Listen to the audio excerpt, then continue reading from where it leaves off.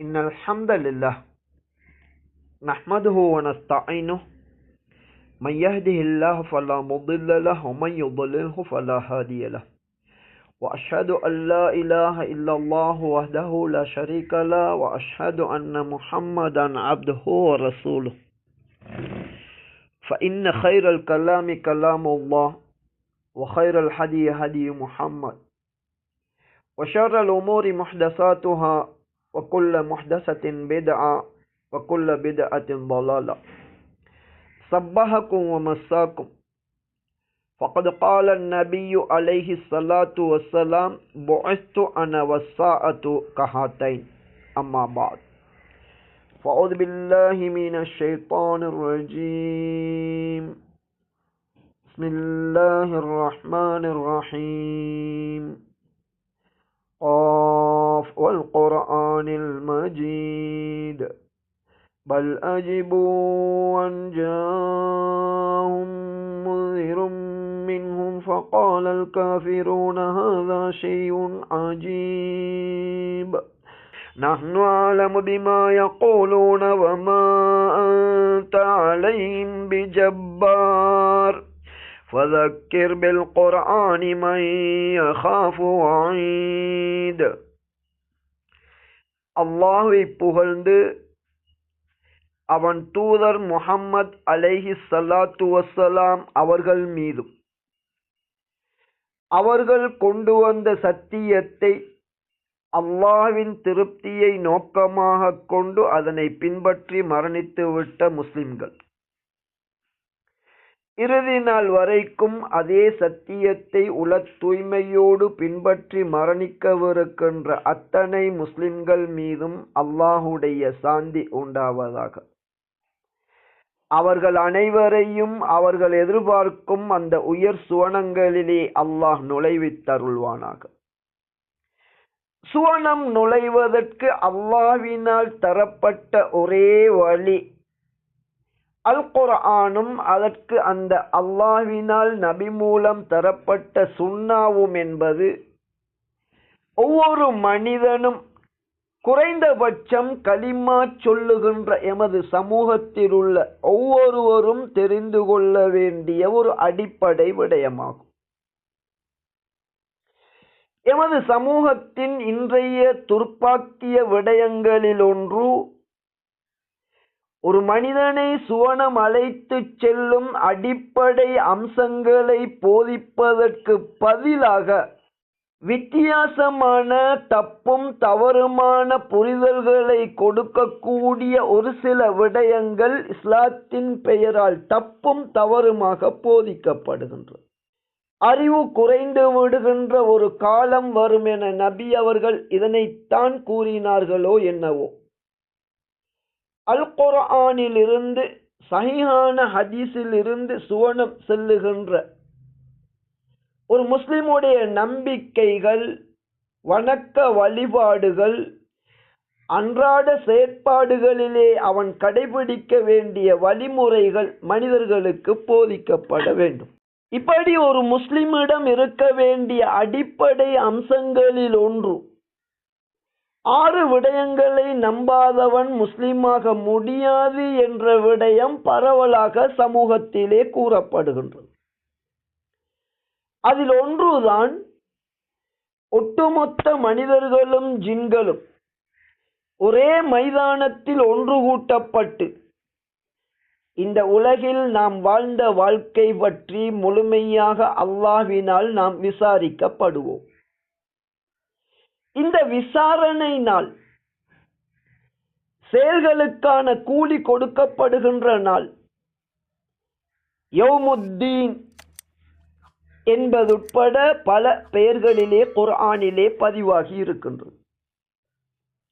இந்த யௌமுத்தீன் என்ற விசாரித்து கூலி கொடுக்கப்படுகின்ற நாள், இதனை நம்புவதென்பது ஈமானின் 6 அம்சங்களில் ஒன்று. இதனை மறுக்கின்றவன் முஸ்லிமாக இருக்க முடியாது. இந்த விடயம் சமூகத்திலே அதிகமாக கூறப்படுகின்றது, மக்கள் அறிந்த விடயம். ஆனால் மிக பெரும்பாலும் இதிலே கூறப்படாத ஒரு உண்மையை இன்றைய இந்த உபதேசத்திலே உங்களுக்கு நான் கூற விரும்புகின்றேன். இதனை கூறுவதற்கு கண்ணியமிக்க அல்லாஹ் அவனது வேதத்தில் 114 சூறாக்களிலே தனியொரு சூறாவாக நடத்தை முஸ்லிம் என்பவன் வெறும் வார்த்தை அல்ல, அல்லாஹ்விடம் அங்கீகரிக்கப்பட வேண்டிய ஒரு முஸ்லிம், அவனது நடத்தை எப்படி இருக்க வேண்டும், நம்பிக்கை விடயத்தில் நடத்தை உண்மைப்படுத்தாத விடயம் அது நம்பிக்கையாக அங்கீகரிக்கப்பட மாட்டாது என்ற மிகப்பெரிய உண்மையை மிகச் சிறிய ஒரு அத்தியாயத்தில் அல்லாஹ் எங்களுக்கு தெளிவுபடுத்துகின்றான். எனவே இது எவ்வளவு முக்கியம் என்பதை நீங்கள் உணர முடியும். எனவேதான் அல் குர்ஆன் இறங்கிய அந்த ஆரம்ப காலகட்டம் மக்காவுடைய காலகட்டம், அதில் இறக்கப்பட்ட அத்தியாயங்களில் ஒன்றுதான் 107வது அத்தியாயமாகும். இந்த அத்தியாயத்தின் 7 வசனங்கள் மாஊன் என்று இந்த அத்தியாயத்தில் இடம்பெறுகின்ற ஒரு வார்த்தை, பெயர் சொல், அற்ப பொருள், அன்றாடம் நாம் பயன்படுத்தக்கூடிய, ஒருவர் மற்றவருக்கு கொடுத்துதவக்கூடிய, பிறரிடம் இரவல் கேட்கக்கூடிய சிறிய சிறிய பொருட்களை மாஊன் என்று கூறப்படும்.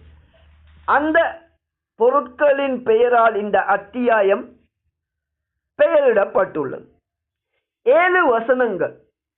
இதன் முதலாவது வசனம் ஈமானுக்கு கட்டாயமான மறுமை நாளை நம்புவது பற்றிய விடயத்திலிருந்து அல்லாஹ் இந்த அத்தியாயத்தை ஆரம்பிக்கின்றான்.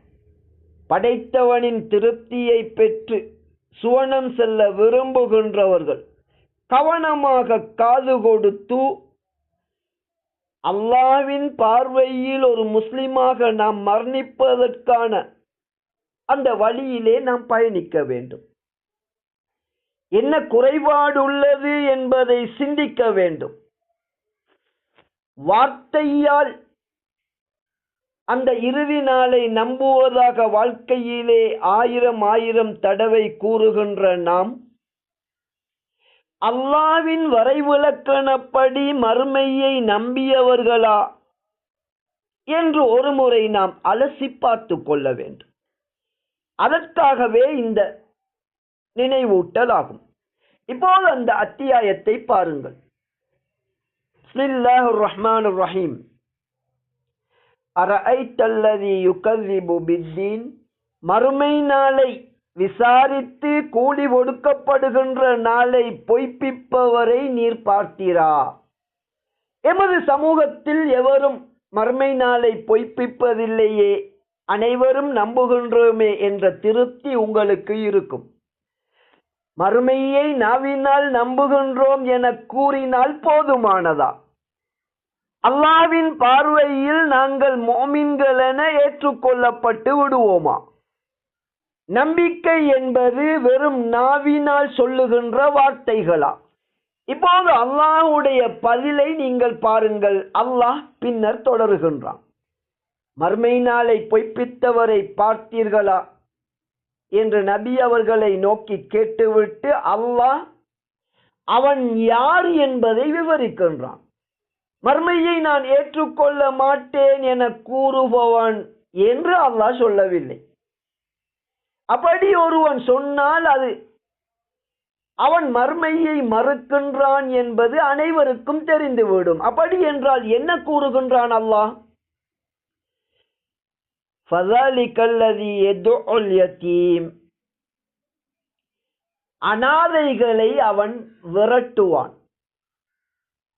அவர்களை பயம் காட்டுவான். தகப்பன் இல்லாத பிள்ளைகளை, குறிப்பாக அவர்களது உரிமை சொத்துக்களை கையாடுவது என்பது உலகிலே நடப்பதை நாம் பார்க்கின்றோம் அல்லவா? தகப்பன் இல்லாத அந்த பிள்ளைகளுக்கு உரிய அந்தஸ்தை கொடுத்து எந்த அநீதம் அவர்களுக்கு இழைக்காமல் நடப்பதென்பது மறுமையை நம்புகின்ற ஒருவனின் பண்பாக இருக்க வேண்டும். மறுமையை பொய்ப்பிக்கின்றவன் தான் அனாதைகளின் உரிமைகளிலே அவன் குறை வைப்பான் என்பதை முதல் அடையாளமாக அல்லாஹ் கூறுகின்றான். இரண்டாவது அடையாளம் என்ன கூறுகின்றான்? வலா யஹும்மு அலா தஆமில் மிஸ்கீன். மறுமையை நம்புபவன் பசித்தவனுக்கு உணவளிப்பதை அல்லாஹ்வுக்கே உணவு வழங்குவது போன்ற நற்காரியம் என்று நம்புவான், நம்ப வேண்டும். அதே நேரம் மறுமையை நம்புவதாக கூறுகின்ற ஒருவன் பிறருக்கு உணவளிக்க தன்னிடம் வசதி இல்லாவிட்டால் கூட ஏழைகளுக்கு உணவளியுங்கள் என உணவு இருப்பவர்களிடம் குறைந்தபட்சம் இவ்வாறு பிறரை நாம் தூண்ட வேண்டும். உண்மையிலே மறுமையை நம்புகின்றவன், நடத்தையால் மறுமையிலே நம்பிக்கை உள்ளவன், தன்னால் உணவு வழங்க முடியாத நிலைகளிலே ஏழைகளுக்கு உணவு வழங்கும்படி பிறரை தூண்ட வேண்டும். அப்படி தூண்டவில்லை என்றால் அத்தகைய ஒருவன் மறுமையை பொய்ப்பிக்கின்றான் என்பது அனைத்தையும் அறிந்த அல்லாஹ்வின் வார்த்தையாகும். இவ்வளவு சொல்லிவிட்டு அல்லாஹ் நிறுத்திவிடவில்லை.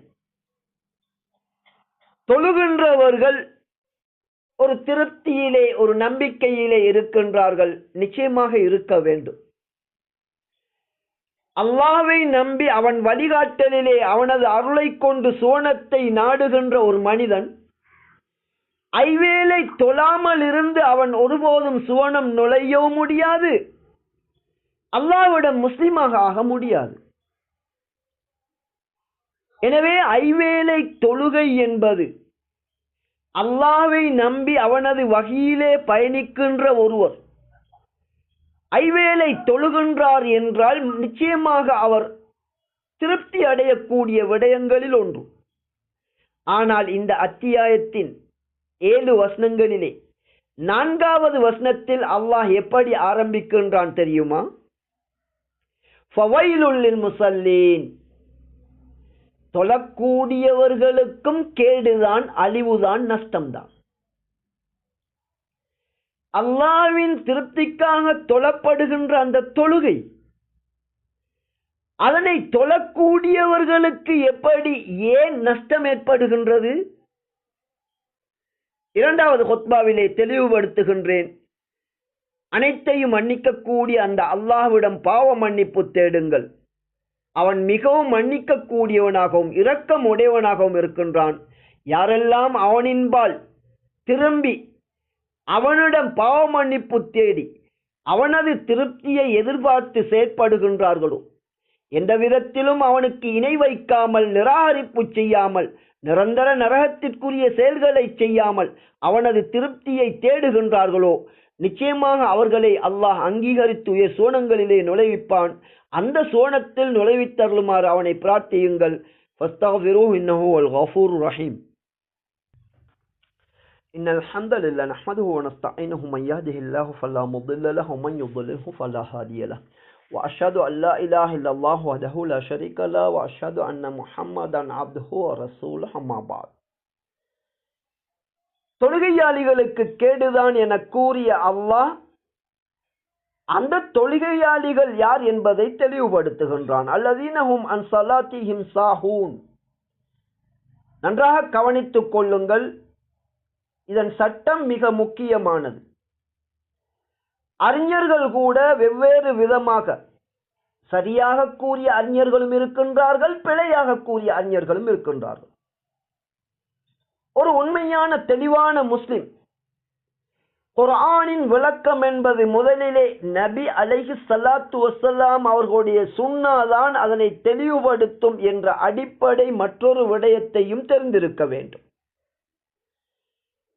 அல்லதீனஹும் அன் ஸலாத்திஹிம் சாஹூன் என்ற அரபு வார்த்தையின் கருத்து, குர்ஆன் வசனத்தின் கருத்து, நேரடி கருத்து. தொழுகையாளிகளுக்கு கேடுதான் என கூறிய அல்லாஹ் அந்த தொழுகையாளிகள் தங்களது தொழுகைகளிலே மறந்தவர்களாக இருப்பார்கள் என்று அல்லாஹ் கூறுகின்றான். அப்படி என்றால் தொழுகையை மறப்பது என்பது என்ன? ஹதீஸிலே விளக்கம் தேட வேண்டும். ஒரு தொழுகை, ஒரு முஸ்லிமான ஒரு மனிதன் குறிப்பிட்ட ஒரு தொழுகையின் நேரம் வருகின்ற போது அதன் இறுதி நேரத்தை விட தாமதப்படுத்துவதும் ஒரு மனிதனை இஸ்லாத்திலிருந்து வெளியேற்றி விடுகின்ற குற்றம் என ஒட்டுமொத்த மனிதர்களின் இமாம் முஹம்மது அலைஹிஸ்ஸலாத்து வஸ்ஸலாம் அவர்கள் கூறுகின்றார். இந்த உண்மையை இமாம் ஷாஃபிஈ அவர்கள் பின்னால் வந்த மக்களுக்கு இது போன்ற இன்னும் பல இமாம்கள் இந்த உண்மையை கூறியிருக்கின்றார்கள். எப்படியோ தொழுகையிலே யார் மறந்திருக்கின்றார்களோ அவர்களுக்கு கேடு என அல்லாஹ் கூறுகின்றான். வேறொரு குர்ஆன் வசனத்தில் வெளியிலே இஸ்லாத்தை காட்டிவிட்டு உள்ளத்திலே நயவஞ்சகம் வைத்திருப்போர் லா யذ்குரூன அல்லாஹ இல்லா கலீலா, தொழுகையிலே உதாரணமாக 10 நிமிடம் தொழுகின்றார் என்றால் வெகு சொற்பமாகவே அன்றி அவர்கள் அல்லாஹ்வை நினைக்க மாட்டார்கள் என்று அல்லாஹ் கூறுகின்றான். எனது நினைவிற்காக தொழுகையை நிலைநிறுத்துங்கள் என அல்லாஹ் கூறுகின்றான். அல்லாஹ்விற்கு முன்னால் அல்லாஹு அக்பர் என தக்பீர் கட்டிவிட்டு என்னென்னவெல்லாமோ நினைத்து கொண்டு நாம் இருப்போம் என்றால் இது நயவஞ்சகர்களின் தொழுகையாகும். அவர்கள் தொழுகின்ற அதே நேரத்தில் அவர்களுக்கு அது கேடாகத்தான் அமைகின்றது. ஒரு முஸ்லிமின் தொழுகையை அவர்கள் தொழுவதில்லை. நபியுடைய தொழுகையை தொழுமாறு நபி அவர்கள் வலியுறுத்தி கட்டளையிட்டார்கள். வெறுமனே நீங்கள் எமது சமூகத்தில் தொழாதவர்களை ஒரு பக்கம் விட்டு விடுங்கள், தொழுவதிலே 90% எடுத்து பார்த்தால் நபி போன்று தொழுவதும் இல்லை. தொழுகையின் உயிர் அல்லாஹ்வை நினைப்பது என்ற அந்த அடிப்படை விடயம் உணரப்படுவதும் இல்லை. எப்படியோ தொழுதால் கூட தொழுகின்ற ஒரு சாராருக்கு கேடுதான். தொழுகையிலே அவர்கள் அல்லாஹ்வை மறந்தவர்களாக இருக்கின்றார்கள். அல்லாஹ்வை நினைவு கூறப்படுவதற்காகவே கடமையாக்கப்பட்ட தொழுகையில் அல்லாஹ்வை மறந்து தொழுகின்றார்கள். இத்தகைய தொழுகையாளிகளுக்கு கேடுதான். இவ்வாறு கெட்ட தொழுகை தொழுகின்றவர்களின் மற்றொரு பண்பு அல்லதீனஹும் யுராஊன், அவர்கள் காண்பிப்பார்கள். அவர்கள் செய்கின்ற நல்ல அமல்களுக்கு அல்லாஹ்வின் திருப்தி நோக்கம் கிடையாது. எனவேதான் நாம் ஒவ்வொரு முறையும் நினைவு கூறுகின்றோம். நல்ல எத்தனையோ நல்ல அமல்கள், ஏன் உலகிலே ஒரு இஸ்லாமிய யுத்தத்தில் உயிர் கொடுக்கின்ற ஒருவன் கூட பிறர் தன்னை வீரன் என கூற வேண்டும் என்ற அல்லாஹ்வின் திருப்தி அல்லாத வேறு நோக்கங்களுக்காக செய்யப்படுகின்ற மிக உயர்ந்த ஒரு செயல் அனைவருக்கு முதலிலே அவனை நரகத்திற்கு அழைத்து செல்லுகின்றது. நாளை மர்மை நாளையில் அவனை விசாரிக்கின்ற போது உனக்காக உயிரை கொடுத்தேன் என்று அல்லாஹ்விடம் பொய்யை சொல்லுவான்.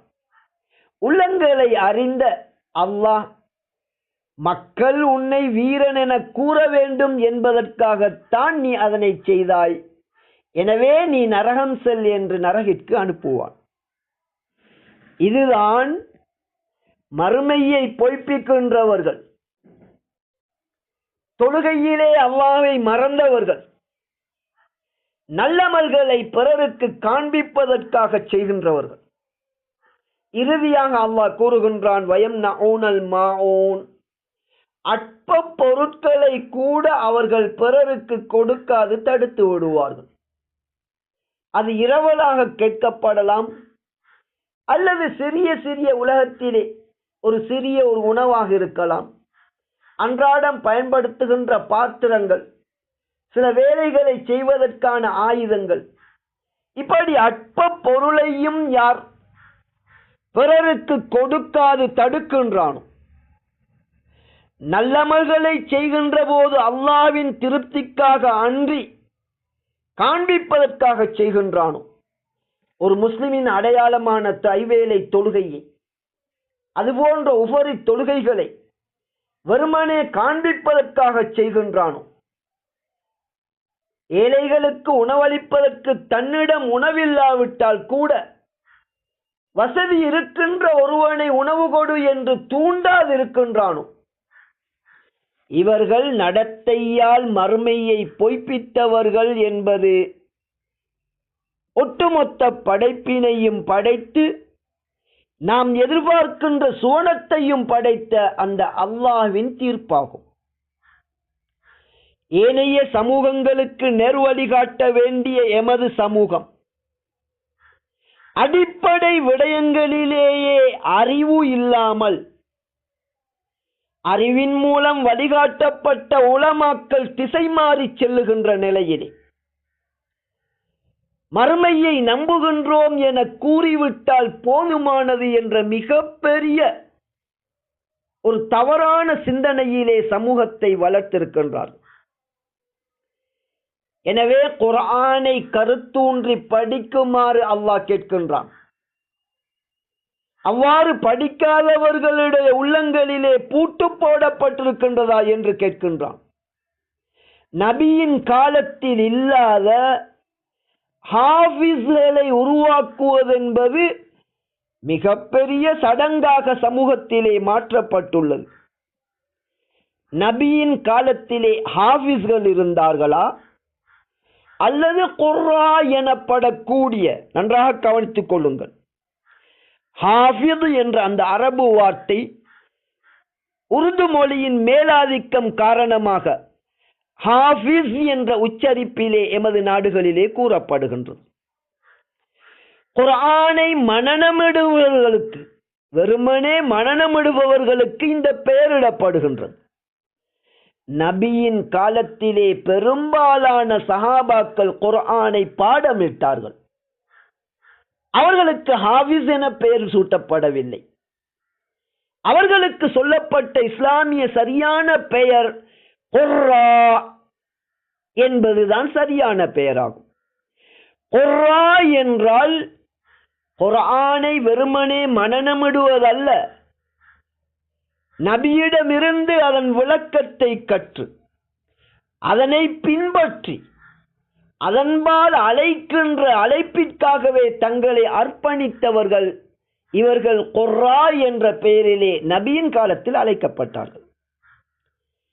எப்படியோ மறுமையை பொய்ப்பிப்பதென்பது நாவினால் அதனை மறுத்தால் மட்டும்தான் ஈமானை இழந்து விடுவோம் என்பது கிடையாது என்ற இந்த அத்தியாயத்திலே அல்லாஹ் கூறுகின்ற அடிப்படை உண்மையை உணர்ந்து கொள்ளுங்கள். அதன் அடிப்படையில் மறுமையை உண்மைப்படுத்துகின்ற நாவினாலும் உள்ளத்தினாலும் செயலினாலும் உண்மைப்படுத்துபவர்களாக மாறினாலே அன்றி அல்லாஹ்விடம் உண்மையான முஸ்லிமாக ஏற்று நாம் சுவனத்தை அடைய முடியாது. எனவே அல்லாஹுக்காக செய்யப்படுகின்ற இந்த உபதேசம் மீண்டும் ஒருமுறை ஈமானின் முக்கிய அம்சமான விசாரணை நாளை நாம் நம்புகின்றோம் என்பது, எமக்கு வசதி இல்லாவிட்டாலும் ஏழைகளுக்கு உணவளிக்கும்படி பிறரை தூண்ட வேண்டும், அனாதைகளின் உரிமைகளில் எந்தவித அநீதமும் இழைத்துவிடக் கூடாது,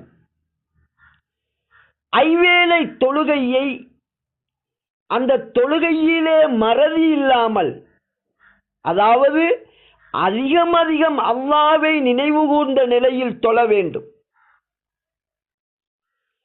எந்த ஒரு நல்லமலையும் ஒவ்வொரு சந்தர்ப்பத்திலும் ஷைத்தான் வந்து எங்களது அமல்களை வீணடிக்க முயற்சிக்கின்ற, உள்ளத்தில் ஏற்படுகின்ற வேறு நோக்கங்களை மாற்றி அல்லாஹ்வின் திருப்தியை தவிர இந்த நல்ல அமல் மூலம் என்னுடைய வேறு எந்த நோக்கமும் கிடையாது என்று ஒவ்வொரு நல்லமலிலும் எங்களது எண்ணத்தை தூய்மைப்படுத்த வேண்டும்.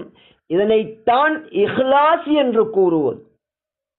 ஒவ்வொரு நல்லமலும் எண்ணங்களை கொண்டுதான் அது கூலி கொடுக்கப்படும் என நபி அவர்கள் கூறிய ஹதீஸ் சஹீஹுல் புகாரியிலே முதலாவது இலக்கத்திலேயே பதிவாகி இருக்கின்றது.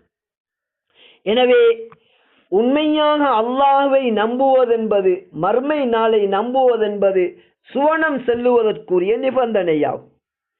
நம்பிக்கை என்பது வெறும் நாவினால் கூறுவதல்ல, நடத்தையினால் அதனை நாம் உண்மைப்படுத்த வேண்டும். எனவே நாவினாலும் உள்ளத்தினாலும் நடத்தையினாலும் மறுமையை உண்மைப்படுத்துகின்ற உண்மையான முஸ்லிம்களாக, சிறந்த பண்புடையவர்களாக, ஏழைகளுக்கு உணவளிப்பது மட்டுமல்ல, அவ்வாறு செய்யும் அளவிற்கு வசதி இல்லாவிட்டால் கூட வசதி உள்ளவர்களை தூண்டுகின்ற அளவிற்கு எமது ஈமான் இருக்க வேண்டும். ஒட்டுமொத்தத்தில் ஈமான் என்பது வெறும் வாய் வார்த்தை அல்ல, ஒரு மனிதனை உயர்ந்த கண்ணியமிக்க பெருமதிமிக்க ஒரு மனிதனாக மாற்றுகின்ற கொள்கைதான் இஸ்லாம் என்பதை உணர்ந்து குர்ஆன் சுன்னா வழிகாட்டலிலே அல்லாஹ்வின் திருப்திக்காக எதனையும் இழக்க தயாரான உண்மையான முஸ்லிம்களாக நாங்கள் வாழ்ந்து மரணிக்க வேண்டும். அப்போதுதான் நாம் எதிர்பார்க்கின்ற அந்த உயர் சுவனங்களுக்கு நாம் அல்லாஹ்வின் அருளை கொண்டு நுழைய முடியும். அந்த நேர்வழியிலே ஒன்றிணைந்து நாவினாலும் உள்ளத்தினாலும் நடத்தையினாலும் அல்லாஹ்வின் திருப்தியை எதிர்பார்த்து நபியும் நபி தோழர்களும் வாழ்ந்தது போன்று நேர்வழியிலே வாழ்ந்து மரணிக்கக்கூடிய பாக்கியத்தை எம் அனைவருக்கும் அல்லாஹ் தந்தருள்வானாக. இவ்வாறான பெரும் பாக்கியத்தை பெற்றுக்கொள்வதற்கு அறிவு என்பதுதான் முதன்மையானது. சுவனத்தை அடைவதற்குரிய அறிவு அல் குர்ஆனிலும் சஹீஹான ஹதீஸிலும் இருக்கின்றது. வஹியாகிய இந்த இரண்டையும் கொண்டு வழிநடாத்துகின்ற உண்மையான முறையான ஆலிம்களின் வழிகாட்டலிலே ஒன்றுபட்ட சுவனம் செல்லும் கூட்டமைப்பாக வாழ்ந்து மரணிக்க வருமாறு அனைவரையும் அழைக்கின்றோம். அந்த பாக்கியத்தை அல்லாஹ் எம் அனைவருக்கும் தந்தருள்வானாக. அகூலு ஹாதா வ அஸ்தக்ஃபிருல்லாஹ லி வ லிசாயிரில் முஸ்லிமீன வல் முஸ்லிமாத்.